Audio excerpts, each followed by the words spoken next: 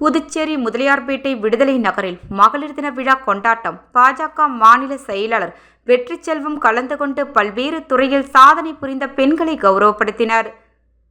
புதுச்சேரி முதலியார்பேட்டை விடுதலை நகரில் டாக்டர் கருணாகரன் நடத்தும் பாத சிகிச்சை மற்றும் ஆயுர்வேத மருத்துவ சேவை மையத்தில் வருடா வருடம் மகளிர் தின விழா கொண்டாடப்படுவது வழக்கம்.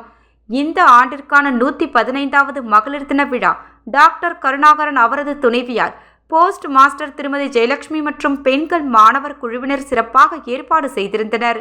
மகளிர் தின விழாவில் சிறப்பு விருந்தினர்களாக பாரதிய ஜனதா கட்சி மாநில செயலாளர் டாக்டர் வெற்றிச்செல்வம் மற்றும் சிவகாமி வெற்றிச்செல்வம் ஆகியோர் கலந்து கொண்டு பல்வேறு துறைகளில் சாதனை புரிந்த நடுத்தர குடும்பத்தை சார்ந்த பெண்களுக்கு கதராடை அணிவித்து வாழ்த்துக்கள் கூறி கௌரவப்படுத்தினர். விழாவில் முதலியார்பேட்டை பாரதிய ஜனதா கட்சி தொகுதி தலைவர் திருமதி புவனேஸ்வரி, உப்பளம் தொகுதி தலைவர் திருமதி பிரியதர்ஷினி, ஆயுர்வேதா டாக்டர் தேவ பிரியதர்ஷினி, இசை ஆசிரியர் திருமதி நிர்மலா, மகளிர் சுய உதவிக்குழு தலைவிகள் திருமதி அலமேலு, திருமதி அங்காளம்மன் ஆகியோர் முன்னிலை வகித்தனர்.